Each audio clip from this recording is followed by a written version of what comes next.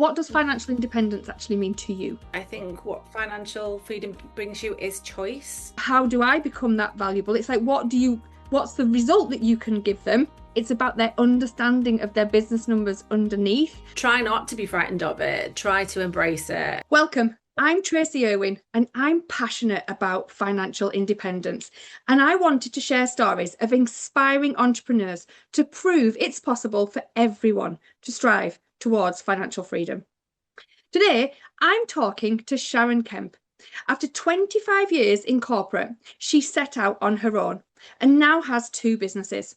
She helps transform work-based culture, and then she accidentally set up a second business helping female business owners implement AI. Sharon's financial story isn't one about escaping poverty. It's about escaping a system where stability still left her trapped. Welcome, Sharon. Thank you so much for joining me today. Hi, Tracy. Thanks so much for having me. I'm really So, excited. I know we've both got sunshine behind us today, which proves what a beautiful day it is here in England because we're both in England today. But yeah, so just have to bear with us.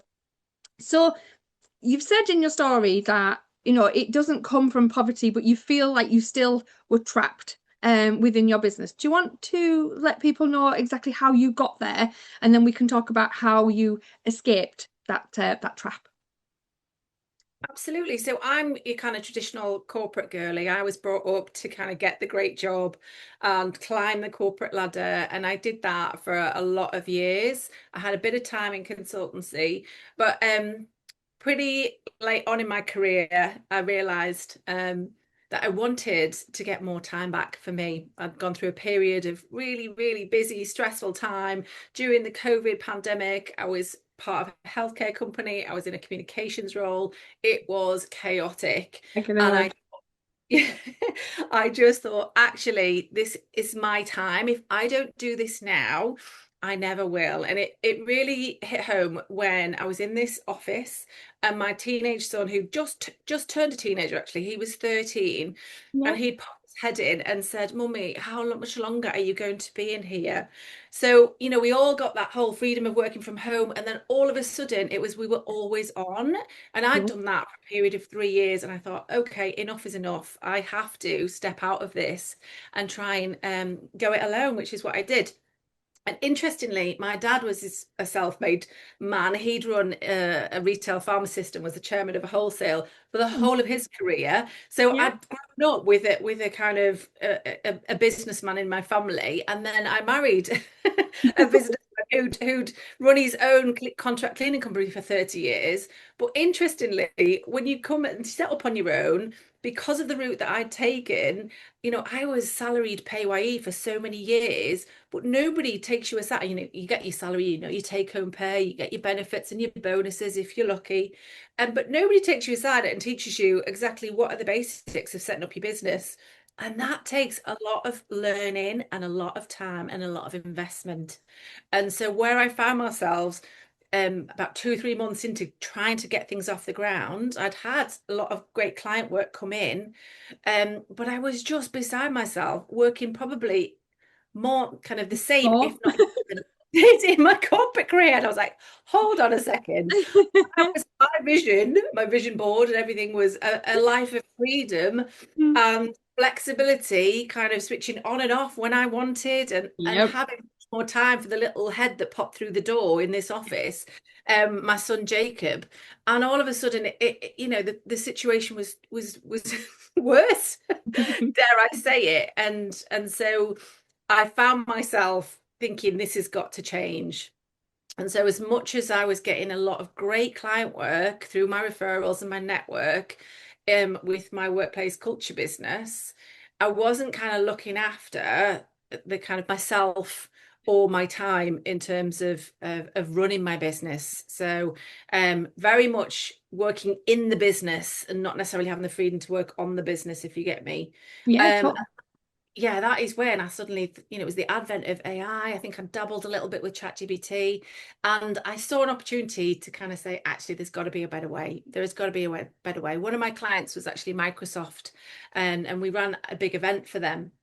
And so they gave me some great insight into how AI was going to develop. And Okay. so the cogs of my brain started working and going, if we're moving from generative AI to agentic AI and we're going to have autonomous agent, I was like, "Ah, surely they can be my new employees. They can do the stuff that I hate doing." Yeah. So I applied myself for about 3 to 4 months, really learning and getting underneath the skin of AI and how I could apply it and implement it in my business to free me up to do what I love, and which is spend time with my family and deliver for my clients. Yeah. Um, and so that's the story, really. That's where my second business, kind of Thrive with AI, was born out of. Because as much as I started to see the results, people were asking me, how are you doing that? What's happening? You seem to understand a lot more than I do about this. And so I've basically productized my knowledge and have now got, after starting formally at the start of the year, four new clients that I'm working with to hopefully realize the kind of benefits of new technology and getting them the most precious kind of commodity back, which is time, really. That's the most important thing for me. So yeah, that's where I'm at, and it's going really well. It is, and I think we talk about. I mean, I do money talks because people don't talk about money, but actually, we can create more money. Money is just energy. The one thing we can't create more is time. Like time is the most precious commodity that we have. And I did a similar thing. So my book, 1, 2, 3, came from people asking me the same question over again, which is where your business came from. So when I moved to Spain, people stopped asking me tax questions and started asking me, how do you run a business from your home in Spain whilst it's in a different country? Like that time freedom. That's what people, that's the freedom that people want. I think we just assume money is Hmm. always going to get us there. But like you've just said, it doesn't always, it's not always the solution, is it? Because we can't create more time to make more money. We have to make the money in the time that we have. And I think I've seen so many business owners, by the way, have the same thing. They have this vision of freedom by setting up their business, and then they come 6 months down the line and they're like, I am busier than I ever Yeah. was. And I've kind of been there. I've got empathy now because when I sold the accountancy, like suddenly came on my own. I was like, whoa, like now I'm just back to being me. I feel like a bit like a fraud sometimes because some weeks I don't have time freedom anymore. So, like you've gone on the AI journey, and that's how we met as well, isn't it? Through both our AI journeys. But so thinking about like your corporate career and going then going it alone, like what does financial independence actually mean to you? I think it is what you just described, really. I think it's having the comfort and the cushion to to have time and have a little bit more freedom around your choices. I think what financial freedom brings you is choice.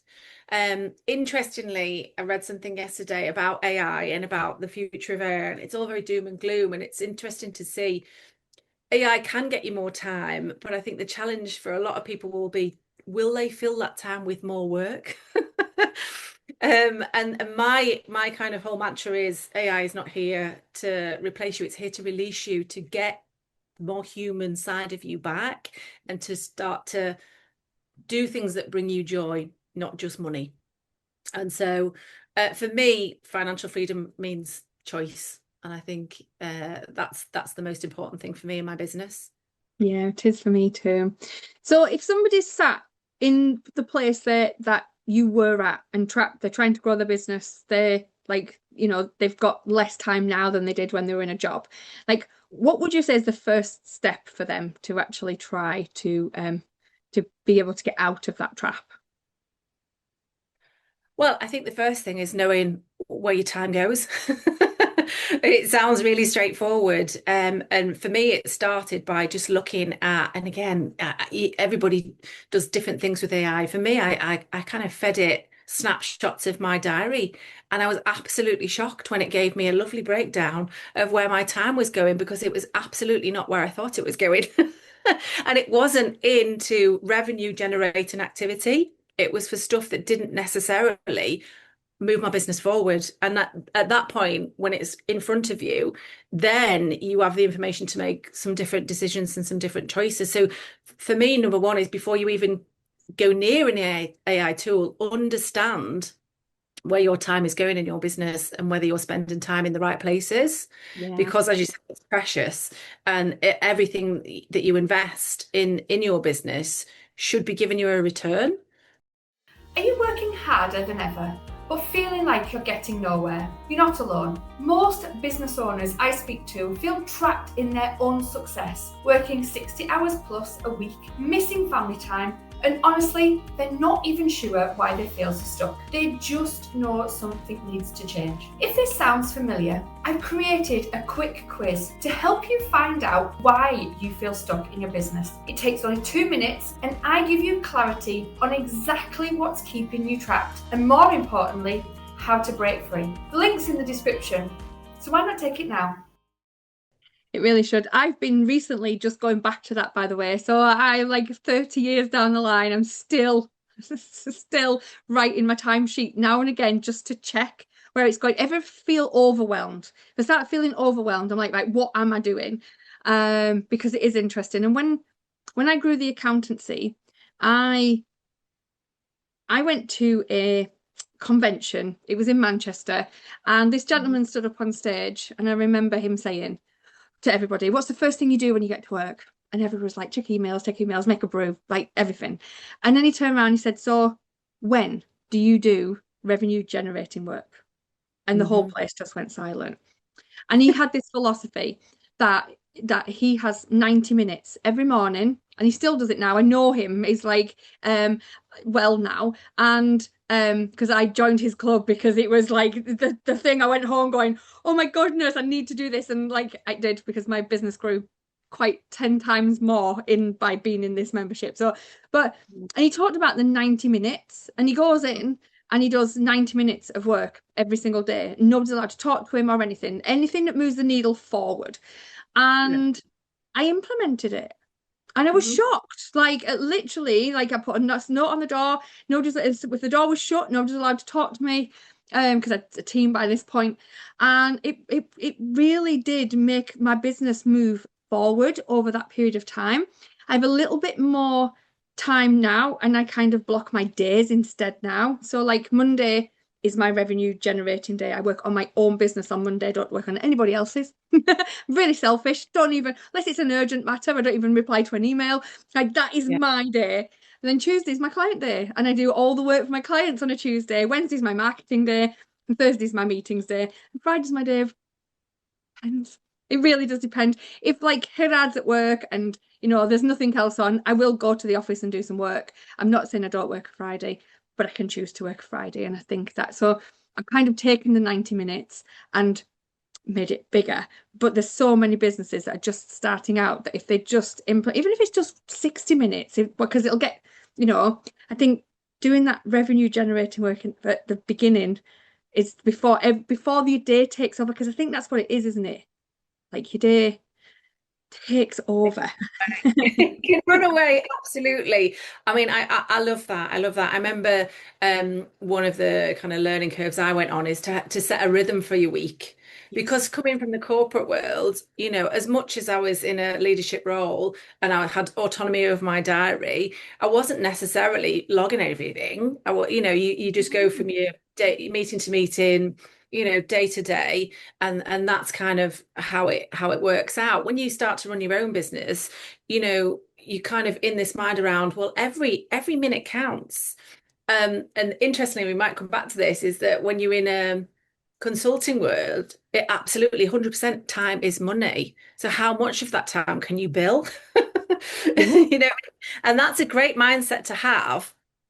And certainly in my consulting business, it still is a little bit of that. But I think from a mindset point of view, one of the shifts that I have made is to try and move away from kind of that whole exchange of I will sell my time for money to more I will sell the outcomes I achieve for you for money. Because I think one of the things that I had to really get my head around is my own value and worth when I Yeah. set up my own business. And I think after 25 years, you think, oh my God, you've got loads of experience.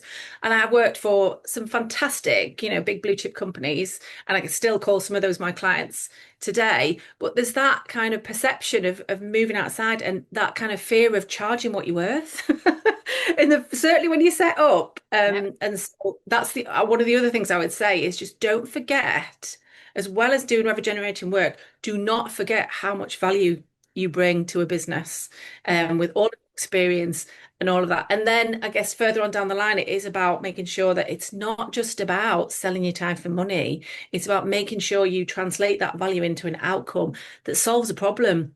Yeah. And that is worth a huge amount. So don't be frightened to charge accordingly. No, I would think. I think a lot Yeah, of business owners struggle with that. I think they struggle with what's the outcome and like how to sell that right. outcome. And it goes back to like a graphic designer. I think I saw Chris D like do a talk on it saying, if this logo only takes me 15 minutes, is that worth less than somebody who takes an hour? Or is it worth more because I've gotten more knowledge to be able to do it in 15 minutes and I could get four done in the same amount of time? And it it's that philosophy of it's how valuable we are as people. And that for my industry is really hard, by the way. And I think it is for most consultancies. I'm not putting myself in any other bracket, but Yeah. part of there's a difference between when I take over the entire accountancy with an FD role than when I just do the FD role. When I just do the FD role, it is just me. I haven't got any like direct costs, so I can put a price on that. But Yeah. when I've got to do all these, I've got all the costs to pay an accountant. Suddenly, it becomes back to being time for money because I have to pay them out of what I get, and you've got to start looking at gross profit margins again. And I'm like, I'm back in this circle again, and it's hard when you have those kind of costs. And I talk a lot about your freedom number. So I talk a lot about working backwards. So, and I like we talk about very similar things on our TikTok channels. I've seen that, which is good. It always makes me smile. And working out how much you want per week, per month, per annum, and then just saying, right, well, I would like to do that with X amount of clients because Yeah. then you could have the freedom. And Yeah. that's when I work with clients on that. The problem is when they get to that number, they go, oh, but what I do for them isn't really worth that amount of money. And I'm like, why are you not worth that amount of money? And instead of the mindset isn't, how do I become that valuable? It's like, what's the result that you can give them that is that valuable? And changing the offer to match instead of trying to get more clients to match what you offer, you should be adding more value to get to work with the amount of clients that you like. So that's kind of where I see it working. Yeah, 100%. I agree. I think another thing around that is just have a plan. I think when when I started out, it's like that, I was like, well, I wanted to at least earn the same as my salary job, if not more in my first year. That was my goal. And I more than did that, which I was really, really proud about. But I was kind of opportunistic. I was not strategic about it because you kind of go into it and you think, you've got people kind of having conversations. Can you come and help us do this? And Yes. and can you come and help us do that? And I think probably what I should have done is got a lot sharper about, how much would it take to get to where I want to be, and how many projects and clients do I want to work with, idealistically, based on the time that I want to spend on this. Yeah. Therefore, what does that look like? Because I'd have people approach me, which was kind of something not necessarily in my lane, but Yep. I would then go, yeah, of course I can help you with that, because I think, oh my God, I need the money. Do you know what Yes. I mean? I haven't got a salary dropping into my bank account every month. So this Yeah. has got to, and you end up not necessarily chasing, but you kind of veer off a little bit. And I certainly did that in the first 6 months, just because of that kind of anxiety around making sure I was getting the invoices out and had an income from this new venture. But now I've got kind of two businesses and they've got very clear lanes in terms of, kind of culture transformation and AI and automation. And I've got targets for both of those and pipelines, and I'm monitoring and measuring. And I've learned so much in terms of, making sure you have that plan. Um, and you're looking at it and you're measuring it and you're keeping track of it on a daily basis, because it's so important to just be across that. Because I think what's the stat, most businesses, self-employed businesses or self-employed people fail within the first 2 years, and I had that, like echoing in the back of my mind going, I can't fail. It's But you understand 40%, why. by the way. It's how 40%. much? 40%. 40 in the first Yeah. 2 years, and another 20 on top of that in the first five. So by 60% have gone within the first 5 years. For me, it's because they don't measure. Yeah. It's Yeah. not about their passion, it's not about their drive. Everyone's got that. It's about their understanding of their business numbers underneath that helps them to measure, see what's working. I don't mean your profit and loss numbers. I mean your actual KPIs. So to measure what you need to measure to make sure that that works. So it's really nice to hear that you've got a handle on all of that. That's really like it's I'm important. still learning. I'm absolutely still learning, Tracy, because I know we had a conversation about the six numbers, and I was thinking that's not necessarily matching up with what I'm looking at. So I'm still, you're constantly on a learning curve, aren't you, with this kind of journey?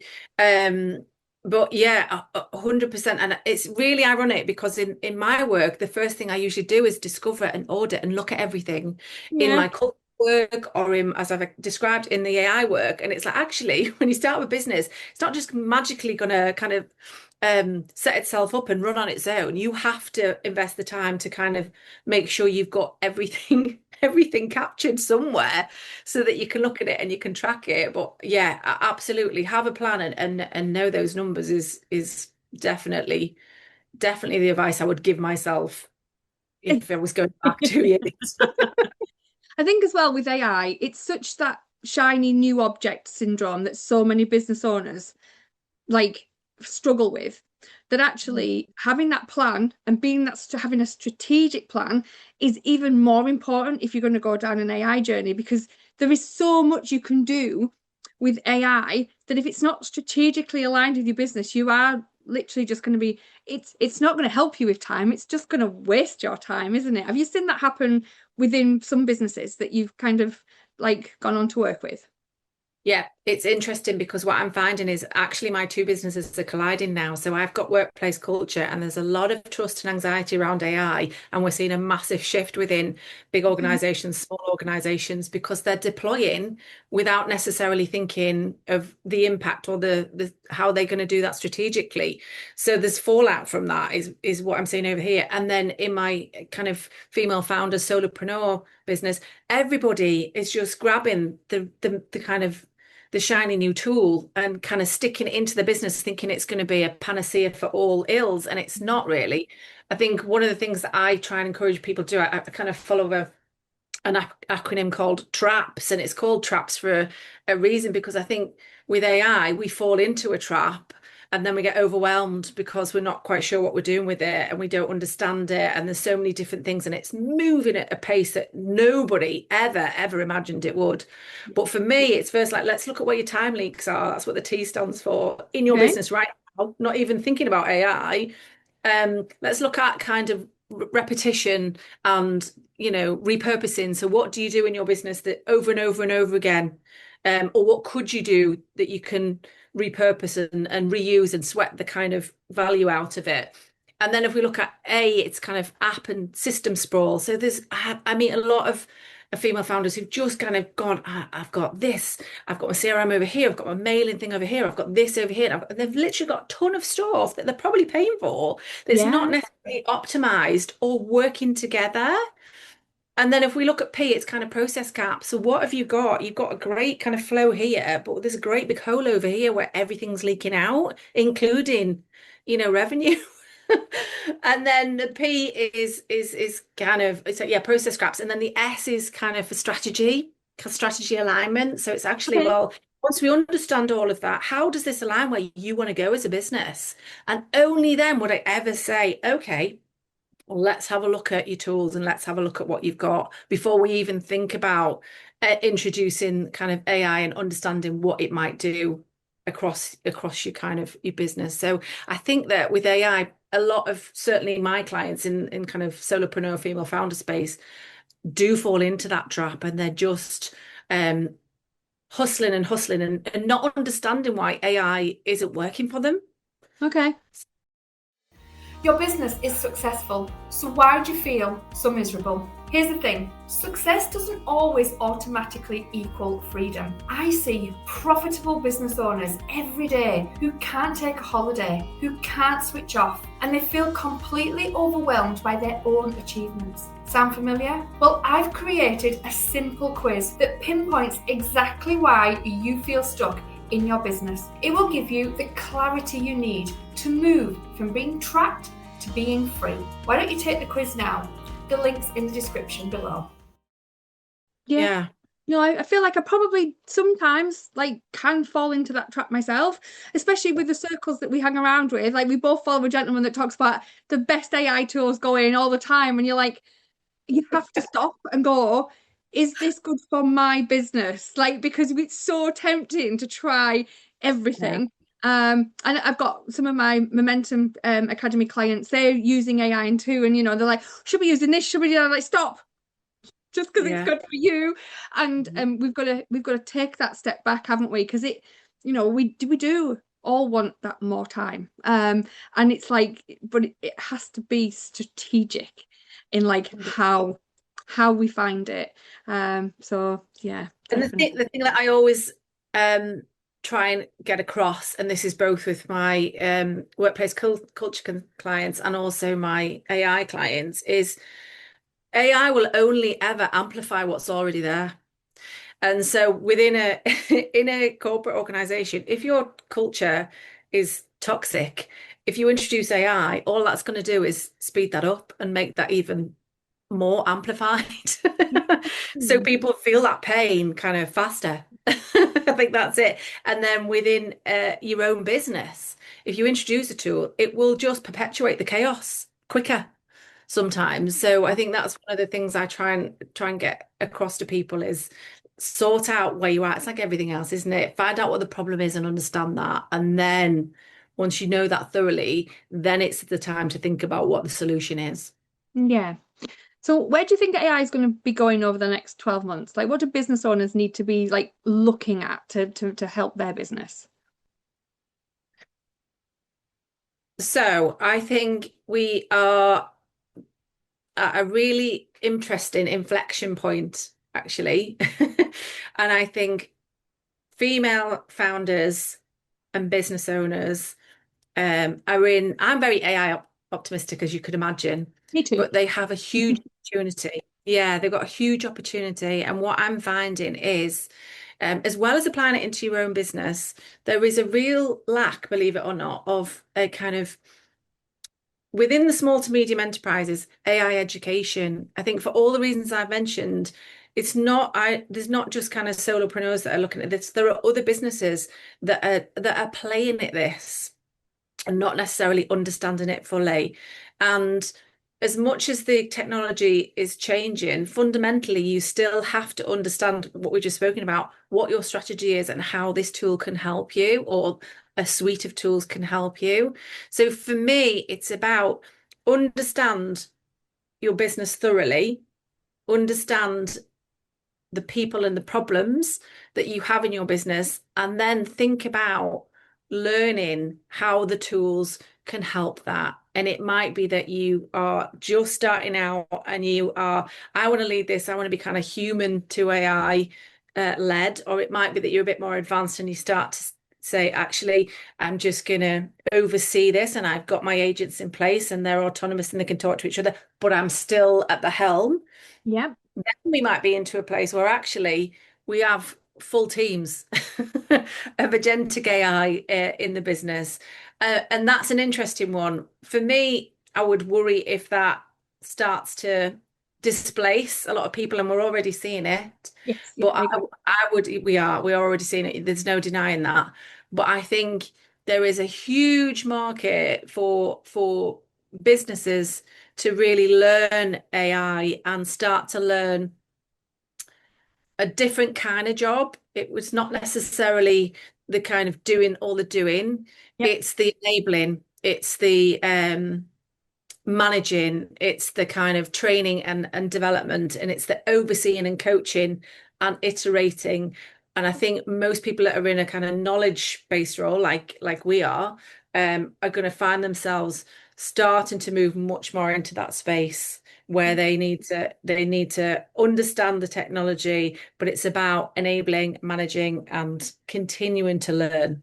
it is. I think we're lucky in our generation. We've had pre-AI knowledge. So we've grown in business, in knowledge, in ourselves through a time where we had to learn ourselves. Like Mhm. my granddaughter's generation won't have that privilege. So actually they won't their minds actually won't come into whether they get a good job or not. What will come into it is how useful they are to implement other people doing the work. And that worries me a little bit because that's kind of takes away the like people aren't going to do degrees. Like they're going to be pointless in some respects, which is quite scary to me.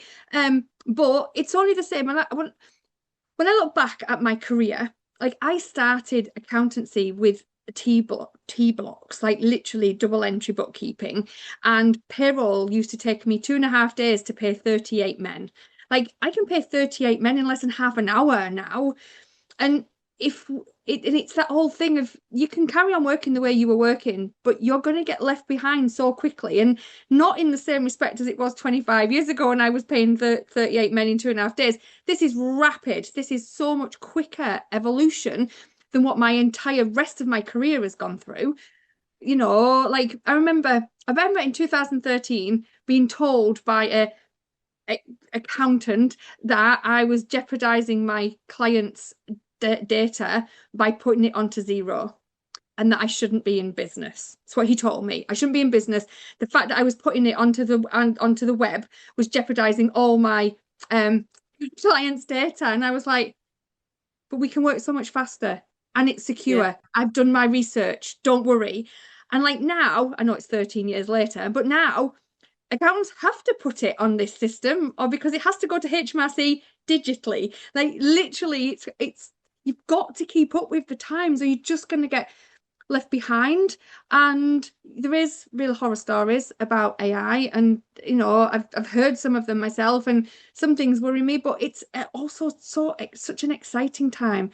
I can get much more done in the time by the usage of what I use than I would have done 3 years ago if I'd have, sold a business then and tried. It'd have taken me so much longer to get where I'm at. I know, I'm with you. I'm 100% with you. I read a really interesting article yesterday. I don't know if you've seen the post, but it's basically two researchers that had sent a kind of letter from the future. It was quite AI doomer actually, but this AI content creator had compared that to the actual insight that we've got over the last couple of years. And she was making some interesting points in terms of kind of what they'd missed and where they kind of their views diverged and things. So it was interesting. She went back to an old scientist from the 1920s who was talking about, how communication technology had, things like the telephone and stuff like that. And in the future, we were likely to only be working 15 hours a week. Oh, Well, that'd ha be ha nice. ha. That never happened, did it? And so That it's really did not happen. so it's actually you do adjust and things shift, don't you? I mean, I did a piece around, are we going to have a kind of reverse of our working week? Is the working week going to be 3 days and then the weekend's going to be, 4? Is that how we don't know, but what I know is most of the time this fear and this anxiety around technological change, it's not a new thing. It's something that's No. happened Every single time there's been, industrial revolution, the kind of World Wide Web, mobile phones, all of that kind of stuff. And as pacey as this being, again, going back to that paper, as pacey as this is going, there are things about AI that do take time. So, you can't throw up a data center in a couple of days. You can't. So that's the kind of thing around that infrastructure. And if it's all going to, you'll know better than I do about how there's the kind of predictions around the economy collapse and everything. But there are things within that really need kind of close examination around, well, actually, is that really what it's going to be like? So yeah, I think we are lucky that we've had the before and we'll have the after. But all I would say is try not to be frightened of it. Try to embrace it, and because I think at the end of the day, there's one time we didn't even have these around with us, did we? But now I'm Gen X, but I'm like, God, I remember we didn't have a phone. How do we manage? Go on, sorry. My grandma died when I was in my early 20s, just before mobile phones existed. And I always think about, I would love to be able to have a conversation with her. She loved encyclopedias, right, by the way. And I would love to stand and have a conversation with her, because I know she wouldn't be able to grasp the fact that I have more knowledge in my back pocket in my phone than she ever had in her encyclopedias. That, because she never lived it, she wouldn't be able to comprehend it. And I think that's what we need to remember with technology. It wasn't like my 3-year-old granddaughter she can switch me off on the phone. She can swipe, she's talking to me and somebody texts, she just swipes it up because she's still talking to grandma. That's 3. Like, they weren't even around when we were 3. So it's kind of just remembering that, isn't it? And kind of thinking you've got to embrace it. While you were talking, I just remembered I got an email that comes to accountants, and there's a grant available at the minute for anybody who wants to learn AI in the UK. So I think what I might do is, when your episode goes out, I think I'll put it in the thing. So if anybody is thinking they really do need to start and learn, then that might be a place for them to start. If they can get a grant to help them to learn it, that would help ease pressure from a lot of people.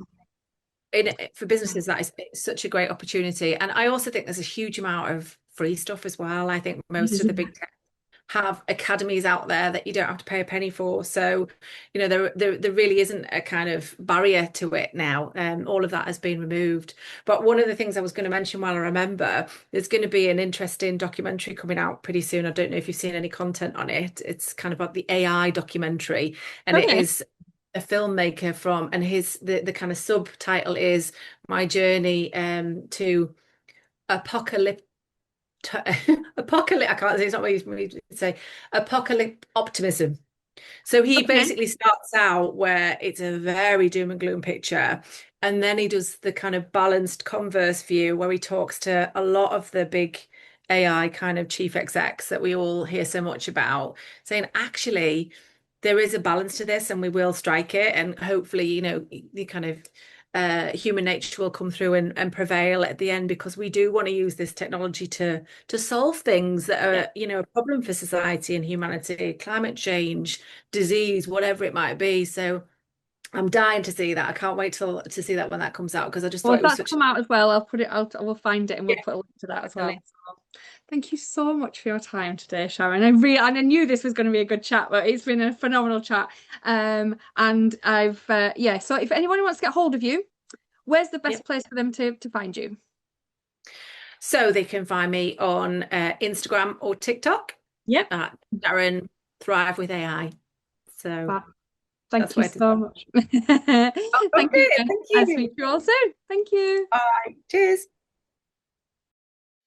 Thank you for watching to the end. I really appreciate it, and it shows that you are serious about moving your business forward. I want to share something with you. When I was little, I watched my mum skip meals so my brother and I could eat, because she didn't have enough money to feed us all. That pain changed everything. I promised myself I would never need to rely on anyone else financially. I worked relentlessly towards financial independence. Even as a young parent of 19, I still worked. And once I achieved financial independence, I became passionate that everyone deserves the same. But here's what I've discovered. Successful business owners can feel financially trapped, just in a different way. And that's why I created the Money Metrics Academy to help you understand your essential business numbers in under an hour a week. No jargon, no overwhelm, just the clarity you need for true financial independence. Why not join the free entry-level membership and see how the community can help you? Let's get unstuck together.